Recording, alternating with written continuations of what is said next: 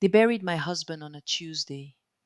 By Friday, they would try to bury my name along with him. I sat in that small church, in the only black dress I owned, staring at the photograph of Chidi resting on the stand, that same warm smile I had fallen in love with 6 years ago.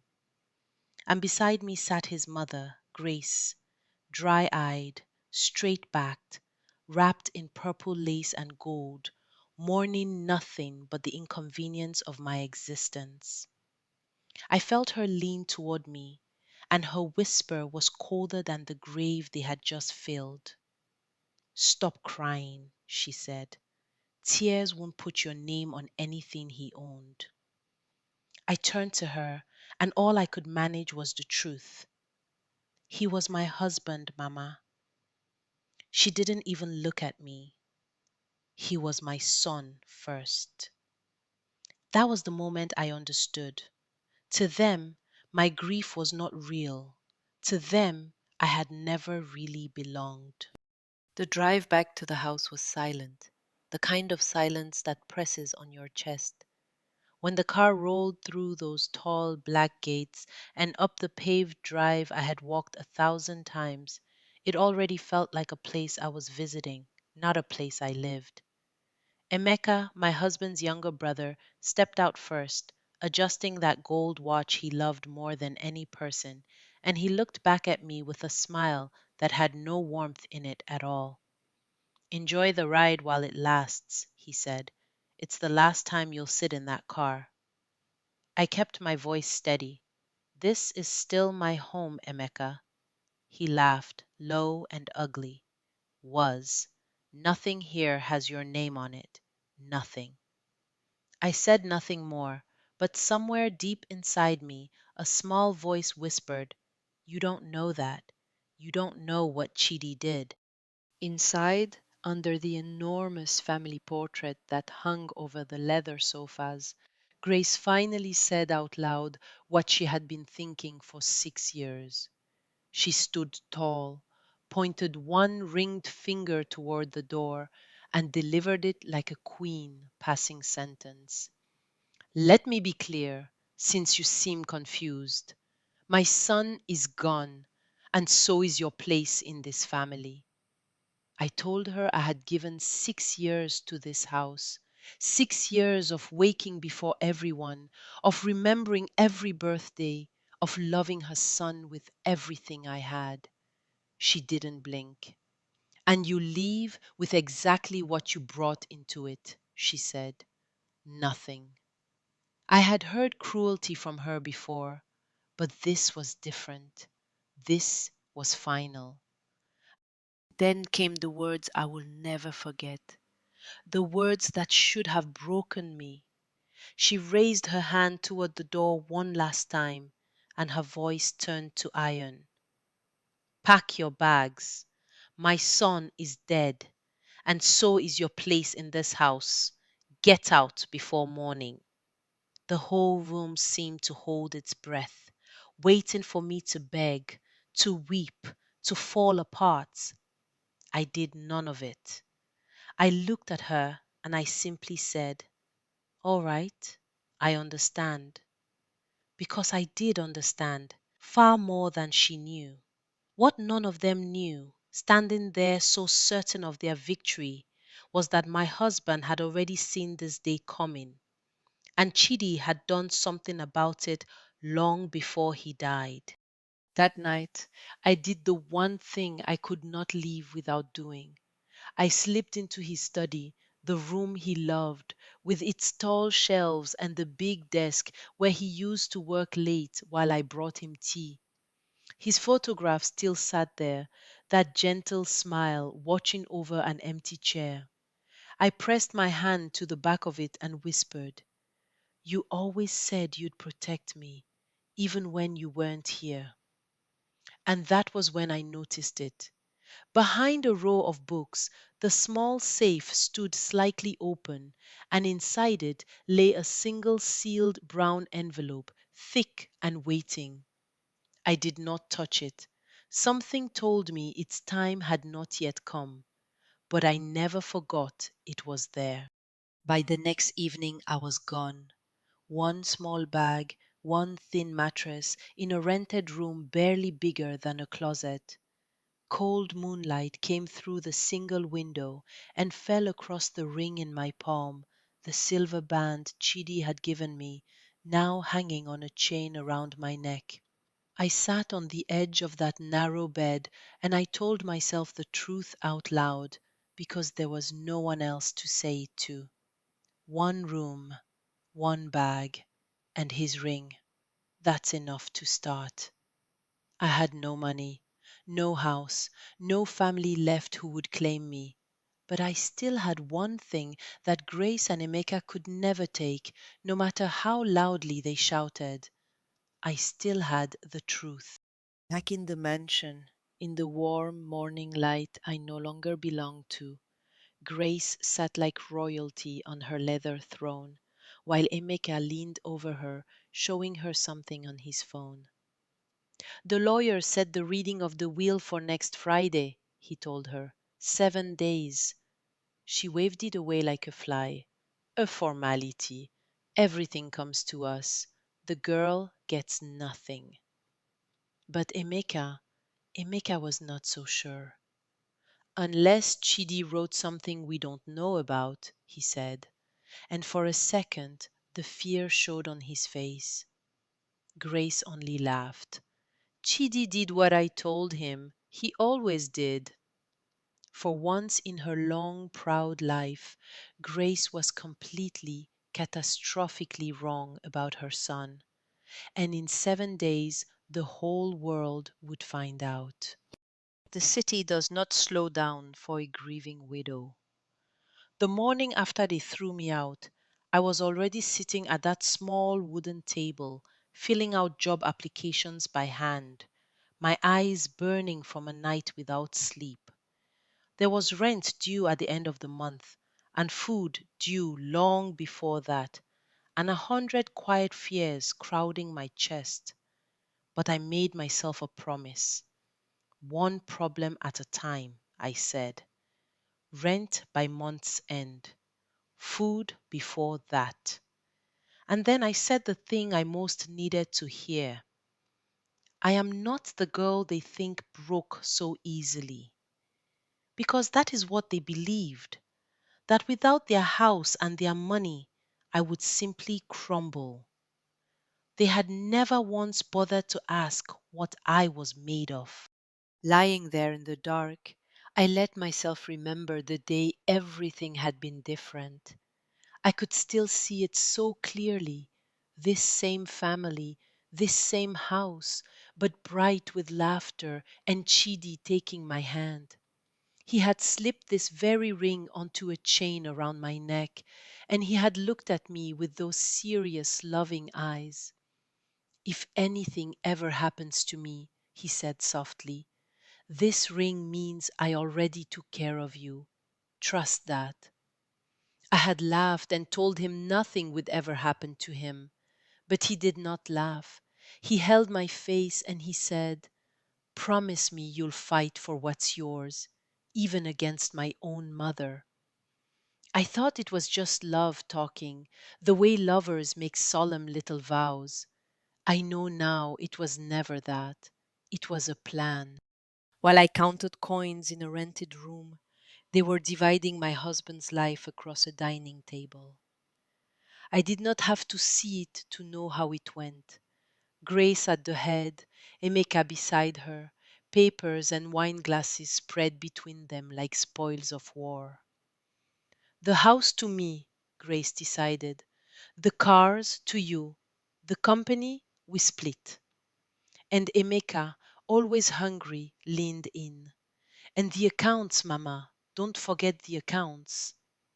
Even Grace, blind as she was, caught the greed in his voice. You are very interested in those accounts lately, Emeka, she said. He covered too quickly, the way guilty men always do. Only for the family, only for us. He was lying. He had been lying for 2 years. But that secret was not mine to reveal yet. Chidi had already arranged for it to reveal itself. Not everyone in that house had a heart of stone. On the third evening, near the gate, a hand reached out of the shadows and pressed a small cloth bundle of food into mine. It was Mama Rose, the old cook who had served this family for 30 years, her kind face lined with worry. Take it, she whispered. A little food. Don't let that woman see. I told her the truth, that if Grace found out, she would lose her job. Mama Rose only lifted her chin. I served your husband 30 years. I know who the good one is. And then she said something that made my heart stop. Now listen, before he died, Chidi told me something. In that single sentence, I understood. I was not as alone as they wanted me to believe. Meanwhile, in the very study where I had said goodbye to my husband, Emeka was pacing like a trapped animal, phone pressed to his ear, sweat shining on his forehead. I learned all of this later, but I can hear it even now. Move it before the audit, he hissed. All of it. Chidi's dead. No one is watching those accounts now. 2 years he had been quietly draining the company his brother built, routing the money through a shell company, certain no one would ever check. But now there was a will coming, and a will meant open books. If the will opens the books, he said, I'm finished. Just do it. Emeka feared that reading more than anyone else in the family, and unlike the others, he had a very good reason. I went to Chidi's grave when the house was quiet and the sky hung low and grey. I knelt in the damp earth and laid down a single white flower, and I let myself speak to him the way I couldn't speak to anyone living. They took the house, I told him, the cars, my name, but I'm not crying for things, Chidi. That was the truth of it. I had never married him for the mansion or the company. I'm crying, I said, because you're not here to see what I'm about to become. Something had settled in me by then. The grief was still there, deep and heavy. But underneath it, something harder was forming, something patient, something they would never see coming until it was already on top of them. Back at the mansion, Grace gathered the extended family in the living room to remind them all of their places. She stood tall, chin high, and announced it like law. In 7 days, my late son's will is read. There will be no surprises. Everything remains in this family, where it belongs. One curious relative asked the question I would have paid to hear. And the widow? Grace didn't even pause. There is no widow, she said, cold as stone, only a stranger who overstayed. She was so certain, so untouchable. She had spent her whole life believing that money and blood decided everything, and that a poor girl like me could never be more than an inconvenience. She was about to learn otherwise, in front of everyone she had ever tried to impress. While Grace performed for her relatives, Mama Rose did something far braver. She walked into the office of Mr. Okafor, our family lawyer, sat across his tidy desk, and told him the truth. I heard him with my own ears, sir, she said, her hands clasped tight. Master Chidi said everything was for Amara. He made me a witness. Mr. Okafor, a calm, careful man with round glasses and a brown leather folder always at his side, listened without a flicker. Then he said, on Friday, Mama Rose, you will say exactly that, in front of them all. She was frightened, and she admitted it. They will hate me for it.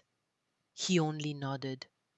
The truth usually costs something. Be there.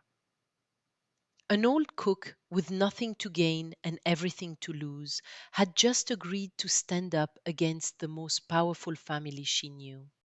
Then the letter came from the one man Grace had forgotten she could not control.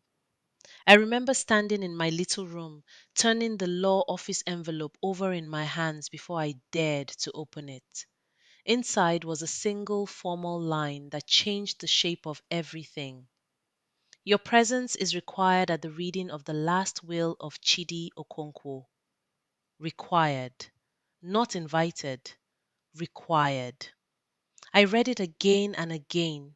If I truly meant nothing, if there was truly nothing for me, they would never have needed me in that room at all. He wrote something, I whispered, and my hands began to shake. He really wrote something. For the first time since the funeral, I felt it. Not hope exactly, something stronger, certainty. That same night, in the dark study, Emeka tore the room apart. I picture him yanking books off the shelves, clawing at the little safe, his torch swinging wildly across the walls. Where is it? He muttered. The old man kept a copy here. I know he did. He was searching for Chidi's will, desperate to find it and destroy it before it could destroy him. But when he pulled the safe open, it was empty. The sealed brown envelope I had seen that first night was already gone. Someone got to it first, he breathed, and the dread in his voice was almost sweet to imagine. He was right. The will was already safe, but not in the hands he feared, in the hands of a man who could not be bought, and, in its own quiet way, in mine. And then, in the middle of all that loss, life gave me the strangest gift. One gray morning, I sat on the edge of my narrow bed, one hand resting gently over my stomach, and I understood something that turned my whole grief inside out.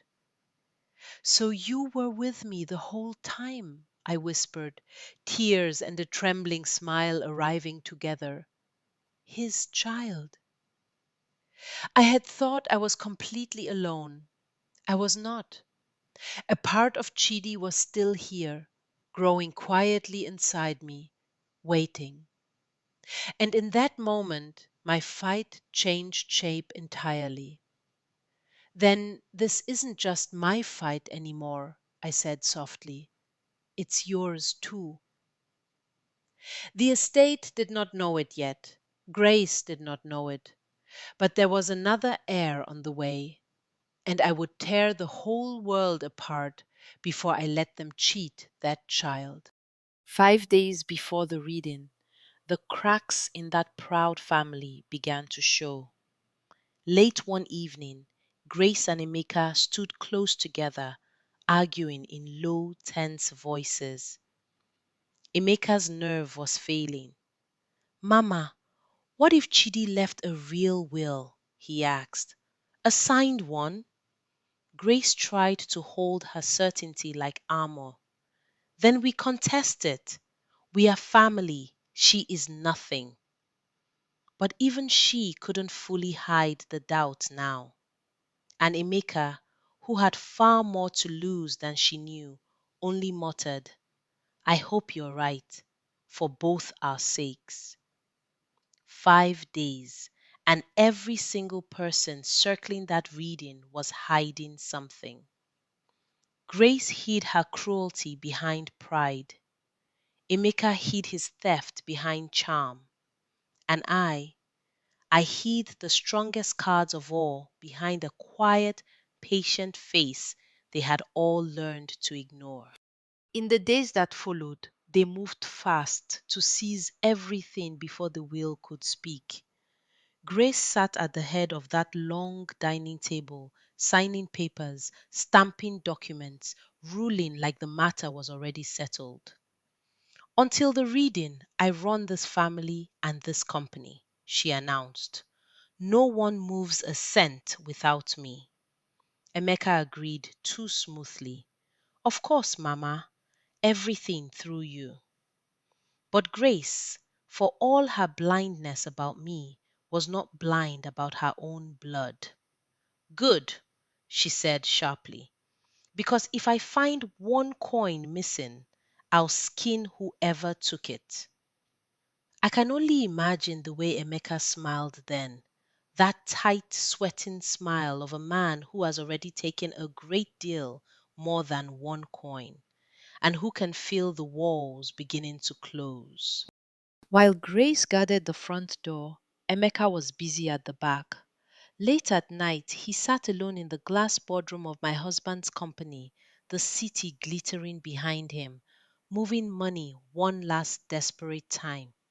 One more transfer, he told himself, rooted through the shell company, clean. And then, for just a moment, even he felt the weight of it. Chidi built all this, he said bitterly, and I'm carrying it out the back door, piece by piece. He believed he was safe because he thought no one had kept a record of the other side, but Chidi had.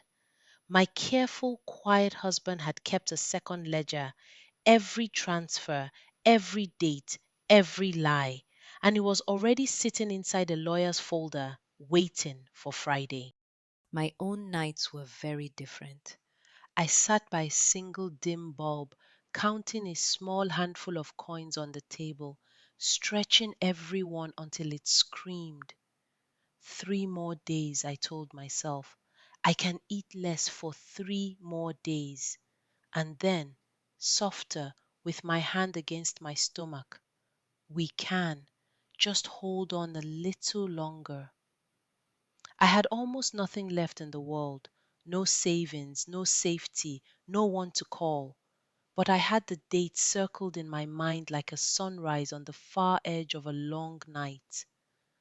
Whatever they threw at me in those last few days, I could take it because I knew something they did not. I knew that on Friday, the ground beneath their feet was going to open. Grace could not resist one more humiliation before the end. At a small gathering of well dressed relatives, she spotted me by the door and made me her entertainment. Look, she said loudly, so the whole room could hear. The beggar returns. Come for scraps before the reading. The relatives whispered and smirked. I felt every eye, but I did not give her the tears she wanted. I came because the lawyer required me, I said, level and calm. Nothing more. She sneered. Required? You! Child, on Friday you will learn your true worth. Nothing. I turned to leave, and I gave her the only warning she would ever get. We'll see on Friday, Mama. It was not a threat, it was a promise, and some part of her deep down must have heard it. Her cruelty did not stop with me.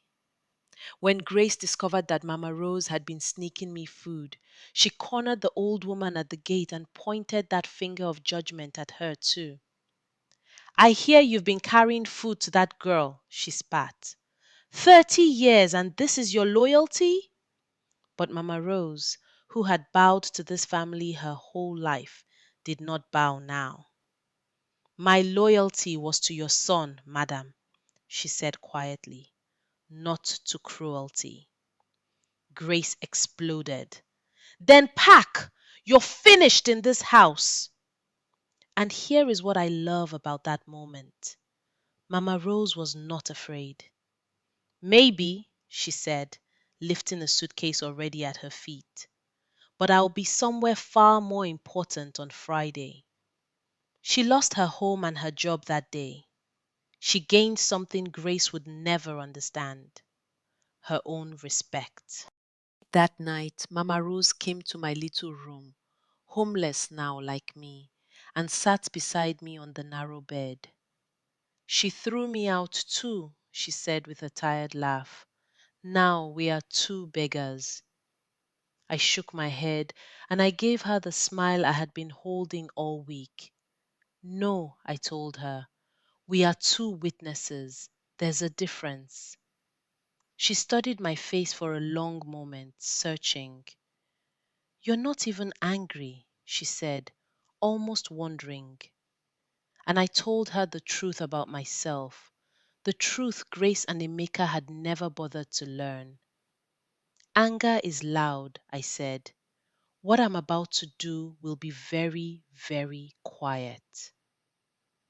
Two women, thrown away by a powerful family, sitting in a bare little room, and between us, patient and certain, sat the end of everything that family thought it owned. Emeka's own people were beginning to panic. In the boardroom, a nervous accountant slid a folder across the table to him, voice dropping low. Sir, if anyone audits before Friday, the missing funds trace straight to you, he warned. Not the shell, you. Emeka waved him off with all the confidence of a man standing on cracking ice. No one will audit. The old woman controls the reading, but the accountant pressed. And if the will names someone else? Someone outside? For just a heartbeat, the fear flickered across Emeka's face, and then he buried it under bravado. It won't.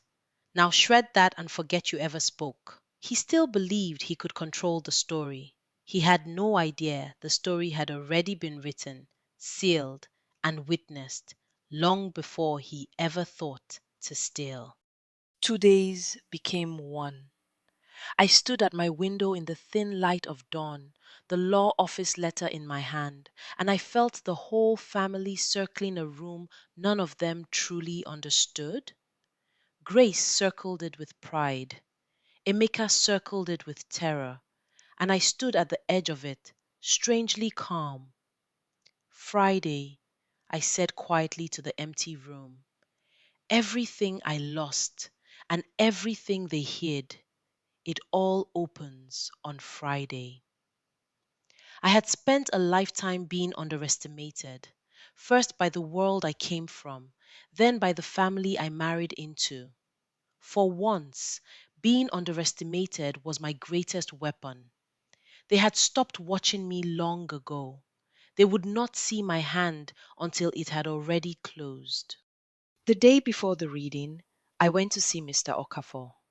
I sat across his tidy desk, and there between us lay a sealed brown envelope, and he watched me with those calm, unreadable eyes. Your husband was a careful man, Mrs. Okonkwo, he said, more careful than his family knows. I told him the truth of how I felt. Then why do I feel like I've already lost? He gave the smallest nod. Because they want you to feel that way. On Friday, feel nothing. Say nothing. Let the paper speak. I asked the question that had haunted me all week. And if the paper is against me? He did not hesitate, did not soften, did not explain. He simply said, it isn't. And in that one flat, certain word, I finally let myself believe that Chidi had kept his promise. That same evening, Grace stood before her great mirror, adjusting her gele, drunk on her own certainty. Tomorrow it's official, she told Emeka, admiring herself. The house, the company, all of it, mine. And that girl watches with empty hands. Emeka, more frightened than she, asked, You're that certain? She laughed lightly, the laugh of a woman who has never once been proven wrong. I raised Chidi, she said. I know his heart. He would never defy his mother. But Emeka muttered the truest thing he ever said.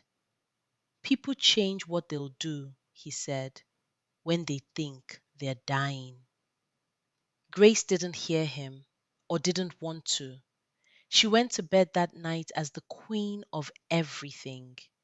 She would wake up as a woman about to lose it all in a single morning. I spent my last night before the reading quietly ironing a simple dress, one hand drifting now and then to my stomach. I spoke softly to the child no one else knew about. tomorrow they meet your father's real wishes, I whispered, and they meet the woman they thought they broke. I would not walk into that room to scream. I would not beg for a single thing. That was never who I was, and it was certainly not who Chidi had raised me to be through 6 quiet years of love. I won't shout, I promised. I won't beg. I'll just let them fall. Because I had finally understood the deepest truth of my whole ordeal. Sometimes you do not defeat crow people by fighting them. You simply step aside and let the weight of their own greed pull them down. That night, in a dark law office across the city, a single window stayed lit. Behind it, Mr. Okafor placed the sealed brown envelope carefully into a drawer and locked it. Inside that envelope was the truth that would turn an entire family inside out. The truth Chidi had prepared while everyone thought he was simply a soft hearted man who did as his mother said. They had come to bury my name. They had spent a week celebrating my disappearance, dividing what was never theirs, so sure that the poor girl had finally been erased. And they had no idea. In just a few hours, in a quiet room with a lawyer and a locked drawer, they were about to read that name again, written in my husband's own hand on absolutely everything. Friday came. Before anyone else arrived, Mr. Okafor drew me aside at the door and spoke low and firm. Before they come, understand this, he said. What I read today, I read exactly as your husband wrote it, no matter who screams. I told him the truth we both already knew. They will scream. He almost smiled. Let them, he said. You will already have won by then. I breathed in the calm of that small sentence, and I held on to it. For a week, I had let them believe I was nothing. I had swallowed every insult, absorbed every blow, and given them the silence they mistook for defeat. And now, the silence was about to end, not with my voice, but with my husband's. Inside the mansion, the certainty was already beginning to crack. A servant handed Grace a note, and I am told her confident face flickered as she read it. The lawyer requires the widow present, she said slowly, and a witness. Why a witness? Emeka's alarm rose to the surface. A witness to what? Mama, what did Chidi do? Grace forced the calm back onto her face, the way she forced gold onto her wrists. Nothing, she insisted. It's procedure. Sit down. Stop sweating. But she was frightened now, truly frightened, for the first time. Because a witness meant there was something to witness. A witness meant Chidi had planned. And deep down, beneath 30 years of ruling everyone around her, Grace was beginning to suspect that her gentle son had outmaneuvered her from beyond the grave. Emeka made one last desperate move. That morning, he found Mr. Okafor and slid a thick envelope of cash across the table between them. Whatever the will says about the accounts, leave that part out, he said, low and urgent. Name your price, Okafor. But he had just made the worst mistake of a very careless life. Mr. Okafor did not touch the money. He simply looked at it, then at Emeka and said, You just told me there's something in the accounts to hide. Thank you. Emeka's face drained of color. That's not, I meant. But the lawyer was already sliding the cash back across the table. Save it, he said flatly. You'll need a lawyer soon. a different one. In trying to hide his crime, Emeka had just confessed it to the one man who would read it aloud. Alone in his office afterward, Mr. Okafor straightened the sealed will on his desk, calm and immovable as ever. 30 years I kept your secrets, Chidi, he murmured to no one. Today, I keep your last one. Some men can be bought. A fake envelope, a whispered deal, a look the other way. Emeka had spent his whole life believing everyone had a price because he did. But he had just discovered, far too late, that Okafor was not that kind of man. My husband had chosen his lawyer as carefully as he had chosen everything else. And that single good choice, made years before anyone imagined this day, was about to bring an entire empire of lies crashing down in a quiet, carpeted room. Grace sat alone before the reading, and for the first time all week she was not smug. She stared up at Chidi's portrait, and the doubt she had buried under pride finally rose to her face. You always were softer than me, Chidi, she whispered to the painted smile. You wouldn't put a stranger over your own blood. You wouldn't. And then, so quietly it was almost a prayer, would you? I almost pity that version of her, the mother slowly realizing she had never truly known her own son's heart. She had spent his whole life bending him to her will, certain he was hers to command. She was about to learn that the gentlest people are often the ones who plan the most carefully and love the most fiercely and forgive the least. On the morning of the reading, Mama Rose came to help me dress. She fixed my collar with her worn, gentle hands, and she gave me courage the way only she could. Head up, back straight, she said. You walk in like you already own the room, because after today, you might. I asked her the question that still frightened me. And if it goes wrong? She took my face in her hands, fierce and loving. Then we walk out the same way, she said, together.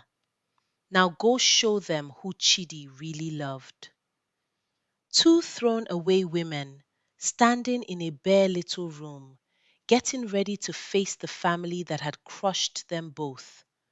And I understood in that moment that whatever the will said, I had already gained something Grace had lost forever. Someone who stood beside me for nothing but love. Before I left, I read his letter one final time. The handwritten pages Okafor had quietly passed to me in my husband's own hand. My eyes blurred as the words rose off the paper. If you are reading this, Chidi had written, they have already tried to take everything. Let them think they won. Then walk into that room and take it back. It was always yours. I pressed the letter to my chest and I let the tears come, and then I let them go. Okay, Chidi, I whispered. Okay, I'm ready. He had known. He had known exactly what his mother and his brother would do the moment he was gone. And instead of confronting them while he lived, he had simply prepared a trap made entirely of the truth and left me the key. While I read my husband's love, Emeka was in that study at dawn, feeding documents into a shredder, sweat pouring down his face. No records, no crime, he muttered frantic. Shred it all before that lawyer opens his mouth. Page after page of his 2 years of theft disappeared into ribbons. He truly believed that if he destroyed his copies, the truth would die with them. But you cannot shred a copy that is already sitting, sealed and safe in another man's locked drawer. Every transfer he thought he was erasing had already been recorded twice, once by his own fearless hand and once by the brother he had betrayed. He shredded all through the dawn, and with every page he only made himself look guiltier. Mama Rose and I arrived at the building in a modest taxi, stepping out into the morning, calm and upright. I had made myself one final promise on the way there. Whatever happens in there, I do not raise my voice, I told her. Not once. She nodded, understanding completely. Let the paper shout for you. I took one long breath and steadied the child within me and the storm ahead. Let's go, I said. 6 years I had walked into that family with my head bowed, trying to earn a place they would never give me. Today I walked in differently, not proud, not vengeful, just certain. Certain of who I was, certain of what my husband had done, and certain that in a few short minutes everything they had stolen was going to be spoken back into my hands. The room filled. Grace in her purple and gold, Emeka in his sharp suit, a scattering of relatives, and then Mama Rose and I stepped through the door, and every head turned. The temperature seemed to drop. Grace's voice cut across the room like ice. What is she doing here? And the traitor cook? But Mr. Okafor rose calmly to his full height and answered for us both. Both are required by the deceased, he said. Sit, everyone. We begin. I took my seat, folded my hands, and kept my face perfectly still, just as he had told me. Around that table sat every person who had called me nothing, and the room they had controlled their whole lives was about to stop being theirs, one sentence at a time. Mr. Okafor broke the seal on the brown envelope. The sound of it seemed to echo. Grace, Emeka, the relatives, Mama Rose, and I, the whole room held its breath. This is the last will and testament of Chidi Okonkwo, he announced. Signed, witnessed, and lawful. I read it exactly as written. Grace snapped, impatient and afraid. Then read it. Stop the theatrics. Okafor did not rush for her, did not flinch for her. As you wish, madam, he said quietly. I sat very still, and I felt my husband in that room, in that careful voice reading his careful words. He had waited a long time for this morning. He had built it, sentence by sentence, so that he could protect me even when he could no longer stand beside me. He began to read, and with the very first line, Grace's proud face started to tighten. To my mother, Grace, Okafor read, the family house and my gratitude, nothing more. She will understand why. The room went silent. Nothing more? Grace breathed. The house? Only the house? But Okafor was already moving on, calm and relentless. To my brother Emeka, he continued, I leave the full audit of the company accounts he thought I never saw. Emeka made a sound like he'd been struck. The what? He choked.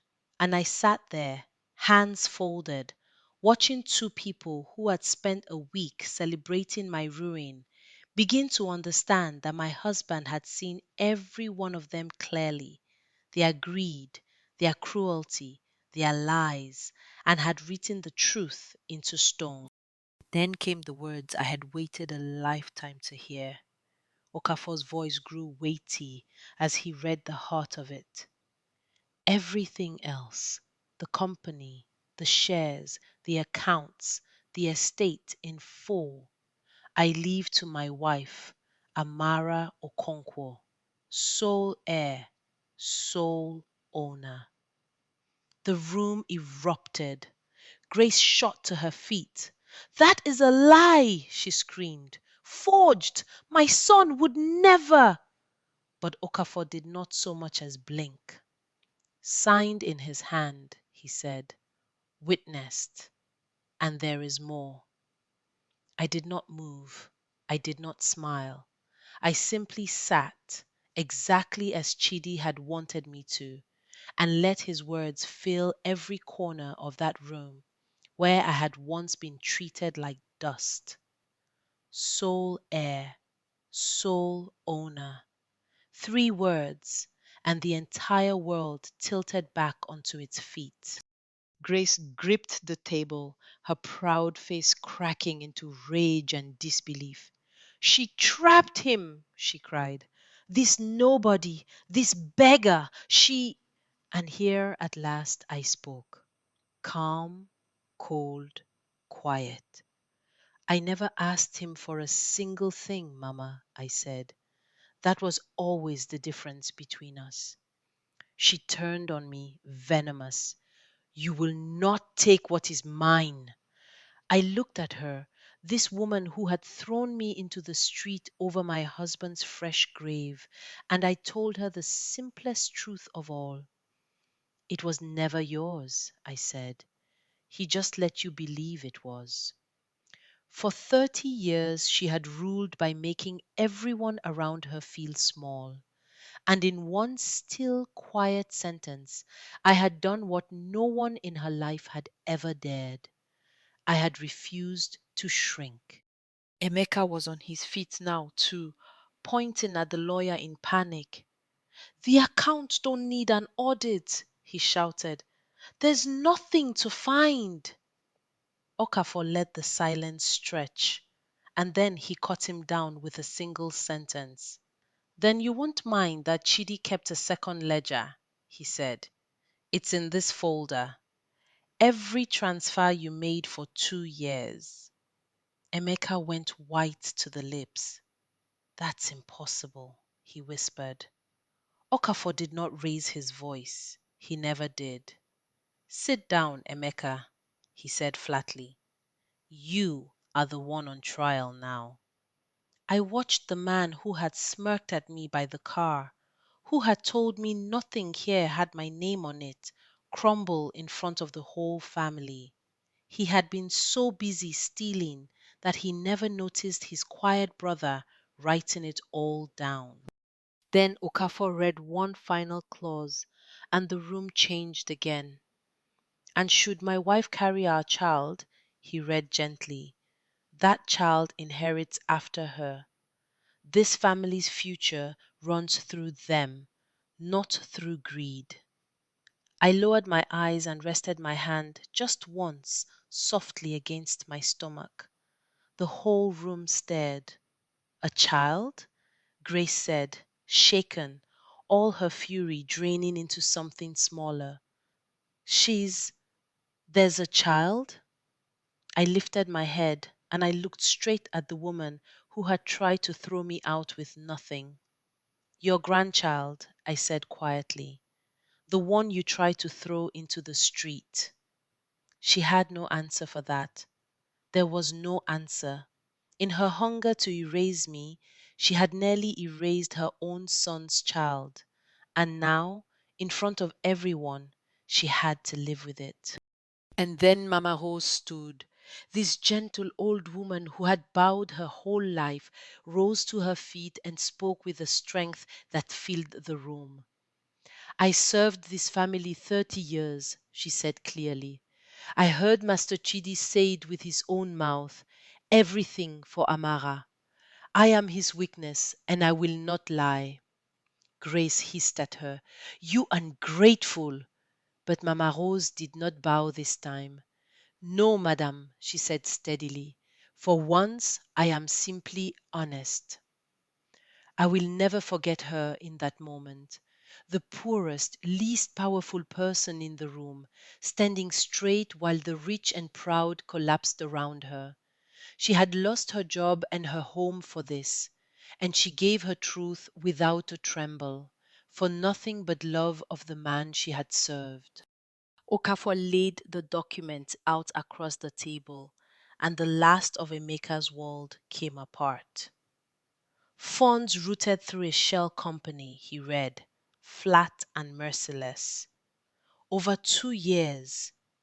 The signature authorizing every transfer is yours, Emeka. Grace turned slowly toward her son, and her rage found a new target. You, she said, cold as death. You were stealing from your own brother while he was dying? Emeka crumbled. Mama, I did it for us. But Grace cut him off with the cruelest thing she had ever said to her own child. You did it for you, she snapped. Don't ever call me Mama again in that mouth. And so it began, the thing I had known would come. They did not need me to destroy them. They only needed the truth and each other. The two of them turned on one another like animals. Emeka, desperate, shouted, You pushed me! Take what's ours, you said, every day. And Grace, furious, fired back, I said, Take from her, not from my son's company, you thief!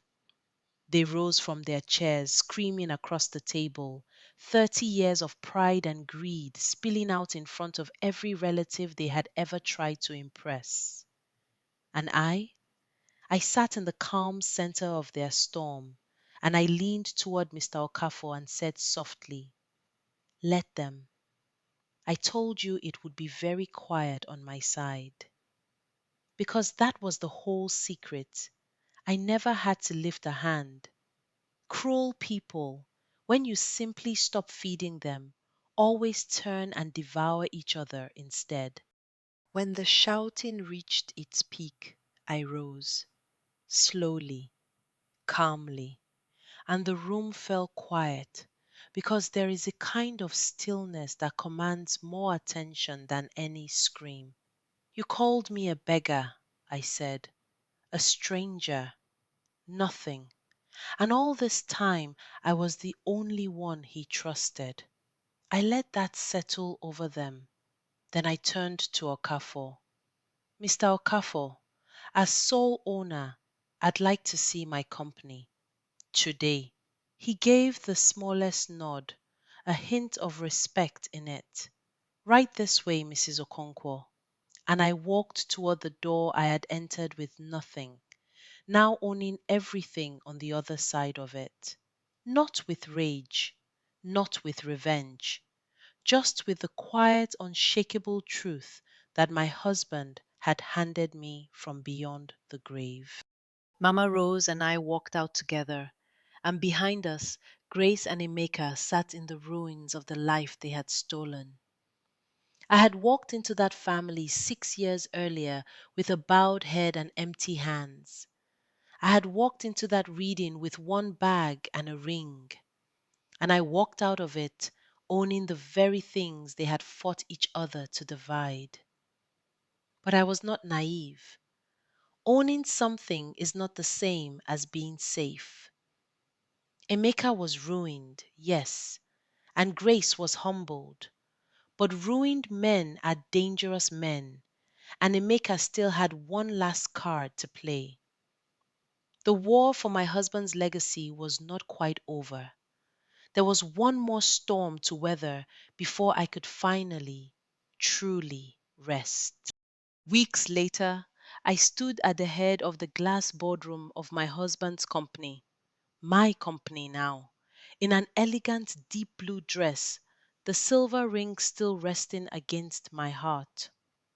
The staff and board watched me, uncertain, measuring this woman they had heard so much about.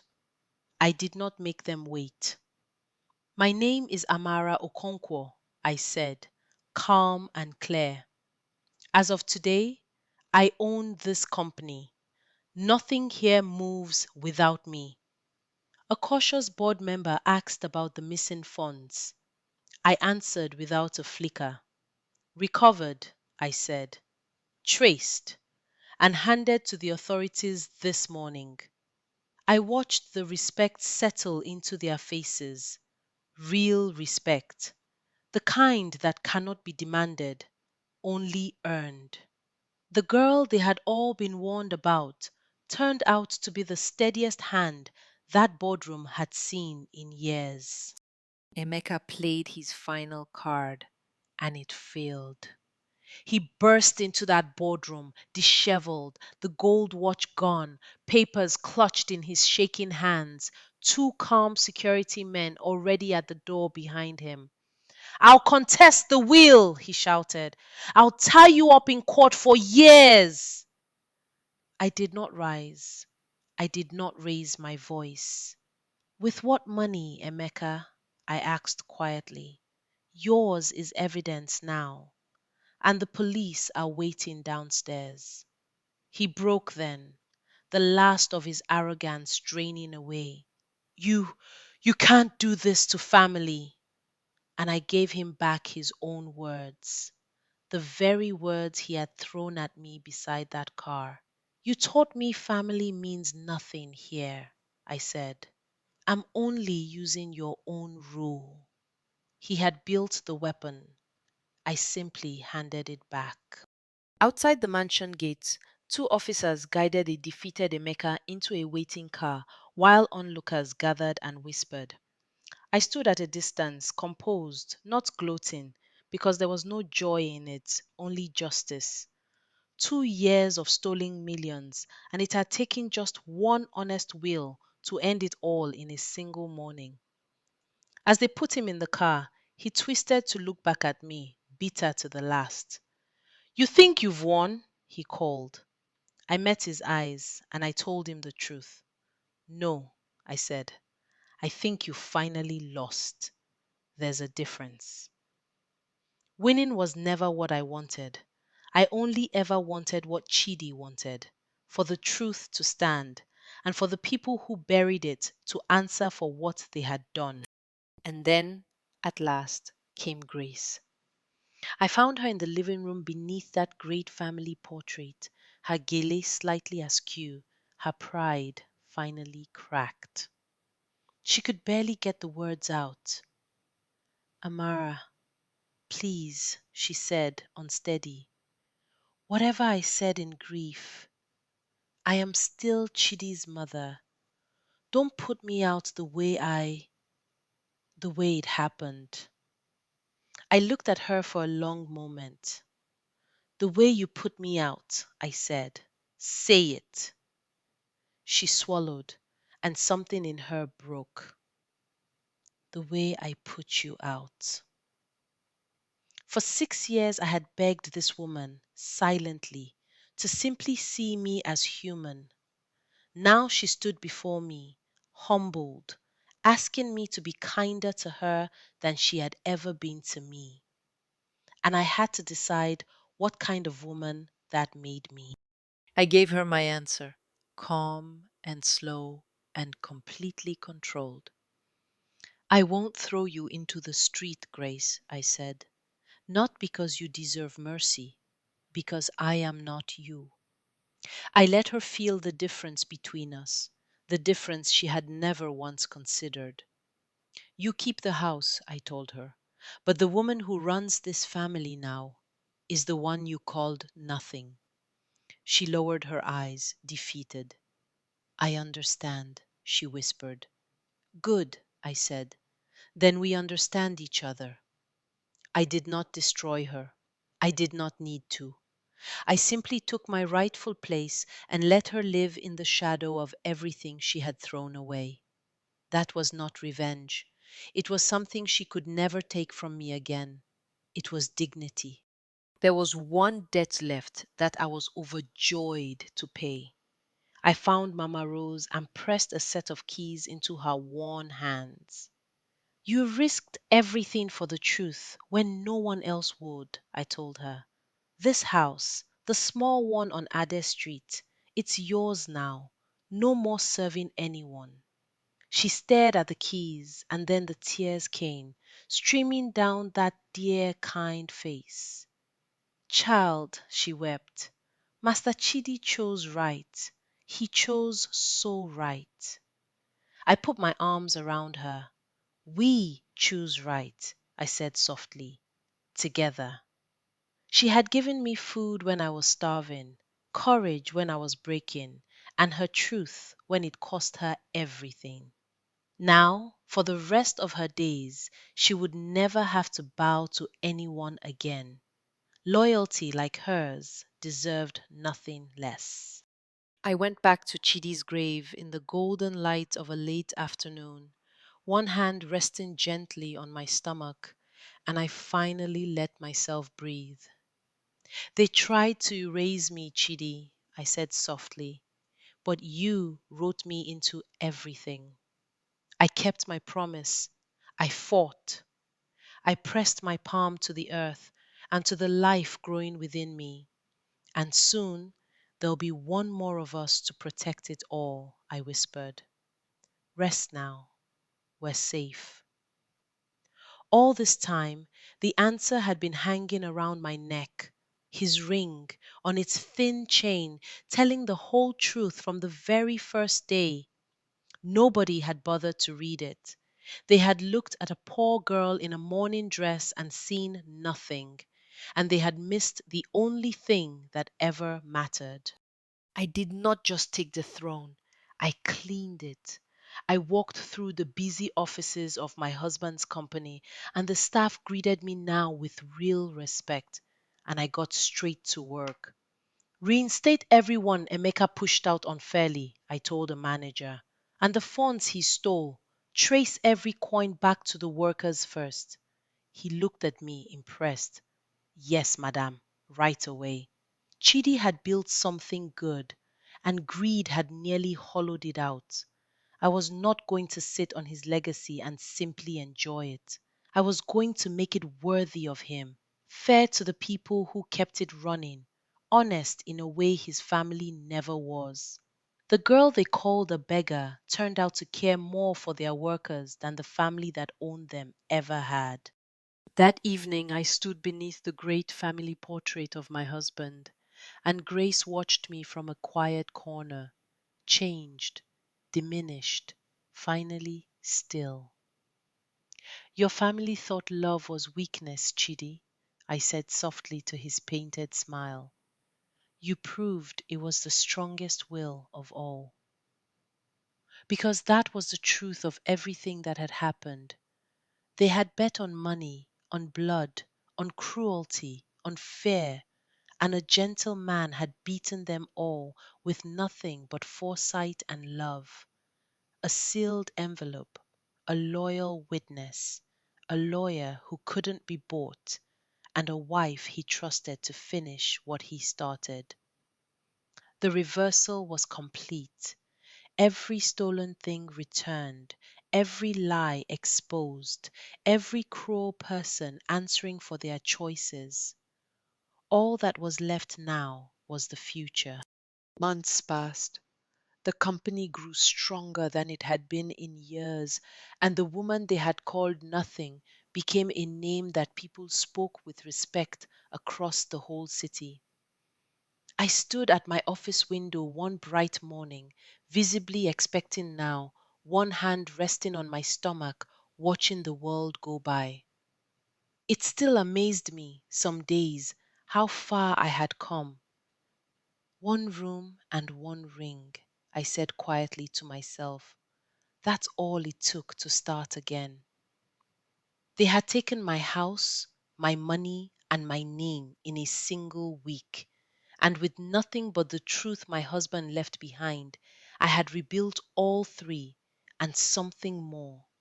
I had built a life that no one could ever throw into the street again. As for Grace, I kept my word. She lived on in the big house, in simpler clothes now, humbled and quiet. And now and then I would set a plate of food before her, not with warmth and not with cruelty, just with duty. You feed me, she said once, low, after everything. I looked at her calmly. I feed you because your grandchild will ask about you one day, I told her.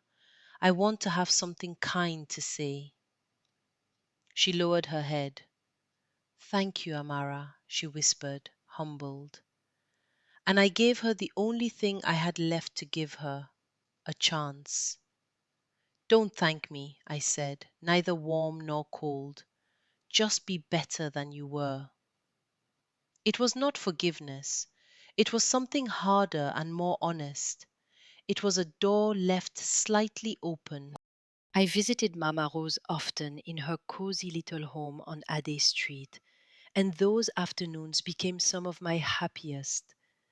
We would sit together over tea and laugh, two women who had been thrown away and found each other.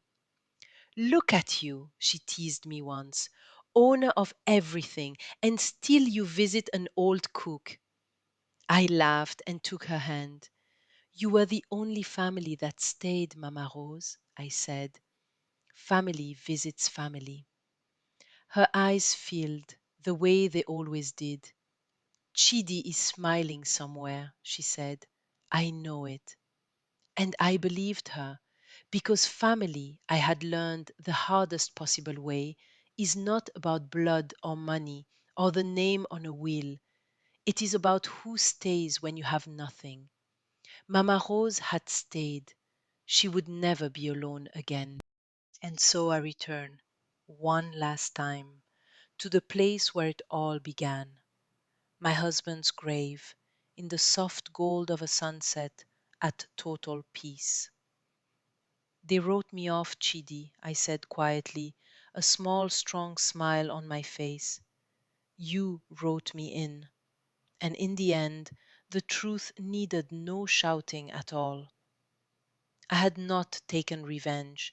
I want you to understand that, because it is the heart of everything. I didn't take revenge, I whispered. I just stopped letting them decide who I was. I lost a husband, a home, and a name in a single week, and I rebuilt all three on nothing but the truth he left behind and the child he never got to meet. So let me leave you with one question from my heart to yours. If you were me, would you have fed the woman who threw you out or closed the door forever? Tell me below, and thank you truly for walking this road with me. The end.